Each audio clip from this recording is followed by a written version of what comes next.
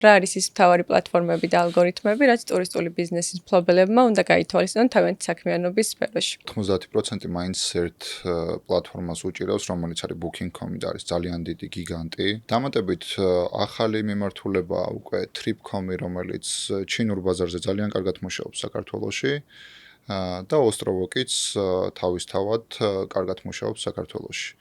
მაგრამ ყველას ამათ აერთიანებთ ერთი მთავარი პრინციპი.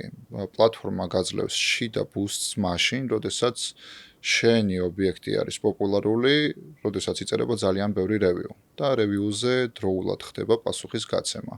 იმიტომ რომ ეს მექანიზმი არის არამხოლოდ იმის დამადასტურებელი, რომ არის პოპულარული ესე თუ ის ობიექტი, არამედ ის, რომ სამომავლო კლიენტებზე გავყიდოთ კარგად ჩვენი არსებული ობიექტი.